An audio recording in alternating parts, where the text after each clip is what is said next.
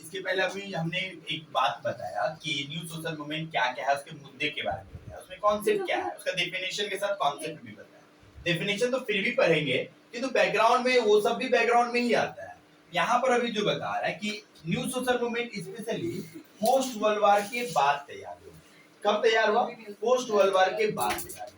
And इतना ही नहीं, ये प्रोडक्ट है पोस्ट इंडस्ट्रियल सोसाइटी का। पोस्ट वर्ल्ड वार 2 जो था ना, सेकेंड वर्ल्ड वार, ठीक उसके बाद न्यू सोशल मूवमेंट इमर्ज होता है, क्योंकि यहाँ से क्लास मार्क्सिस्ट बेस्ड जो क्लास स्ट्रगल था, अब उसको ये चैलेंज कर रहा है। जो ट्रेडिशनल जो सोशल मूवमेंट है उसको चैलेंज कर रहा है। उसी वक्त 1950s के दौरान में ही और 60s के दौरान में ब्लैक सिविल राइट मूवमेंट होता है वेस्ट में। 60-70s के दौरान में स्टूडेंट्स मूवमेंट स्टार्ट हो जाते हैं, विमेन्स मूवमेंट स्टार्ट होते हैं, एंटी न्यूक्लियर प्रोटेस्ट, क्योंकि न्यूक्लियर बना लिया था अमेरिका, सब जैसा सबको पता है। गे राइट्स को लेकर के डिमांड होने लगता है, एनिमल्स राइट को लेकर के, माइनॉरिटी नेशनलिज्म की बात होने लगती है, और 70 के एथनिक मूवमेंट। तो ये सारी जो एक फैक्टर्स था जो एक नए वेज ऑफ सोशल मूवमेंट को जन्म देने में कहीं ना कहीं योगदान दे रहा था। अगर देखा जाए तो ये सारे जो फैक्टर्स कहीं ना कहीं न्यू सोशल मूवमेंट को तैयार कर रहे हैं, सही ना। और ये अगर देखिएगा आप लोग तो यहाँ क्या देखने को मिलेगा कि emergence of new forms of collective action. ये जो वेस्टर्न यूरोप में, actually new social movement start कहाँ होता है? वेस्टर्न यूरोप में स्टार्ट होता है। ये जो वेस्टर्न यूरोप और नॉर्थ अमेरिका स्पेशली क्या करता है, जो पुराने तरह के सोशल मूवमेंट उसको चैलेंज करना स्टार्ट करता है।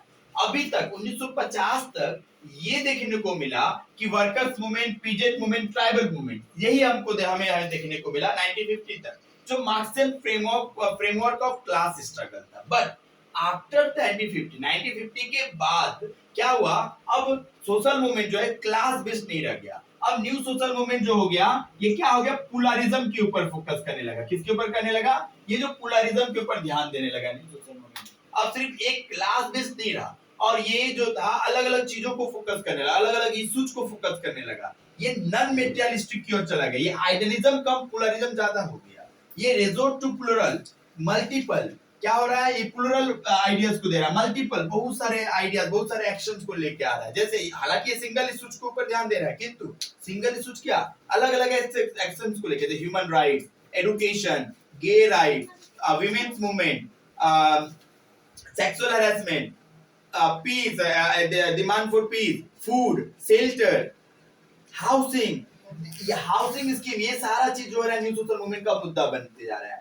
न्यू सोशल मूवमेंट जो थे उसके जो दो सेंट्रल क्लेम्स थे कि पोस्ट इंडस्ट्रियल इकोनॉमी जो था वो मेन कारण, जो इंडस्ट्रियल इकोनॉमी के बाद जो पोस्ट इंडस्ट्री आता है, ये क्या होता है पोस्ट इंडस्ट्रियल इकोनॉमी? मतलब कि इंडस्ट्री के बाद जो इंडस्ट्रियल रेवोल्यूशन हुआ, उसके बाद जो इंडस्ट्री का एक अलग अध्याय जो स्टार्ट होता है, जो 1950 के बाद देखने को मिलता है, जो ग्लोबलाइजेशन के एज में स्पेशली अभी देखने को मिल रहा है और टेक्नोलॉजी के एज में देखने को मिला है, वो मेन कारण था न्यू सोशल। टेक्नोलॉजी आने की वजह से न्यू सोशल मूवमेंट में नए नए मुद्दे आते गए, नए नए इशू ज्वाइन होते गए, न्यू वेज ऑफ मूवमेंट तैयार हो गया। और यही पोस्ट इंडस्ट्रियल इकोनॉमी जो है, ये इंडस्ट्रियल इकोनॉमी से इसे अलग करता है। इंडस्ट्रियल इकोनॉमी पूरी तरह से क्लास बेस्ड मूवमेंट हो रहा था इंडस्ट्रियल इकोनॉमी के दौरान, जबकि अभी जो है इसका इशू अलग हो गया है। न्यू सोशल मूवमेंट के जो मेन एक्सपोनेंट थे जर्गन हैबरमस, एलियन टोरेंट, एल्बर्ट मैलुके थे। इसके अलावा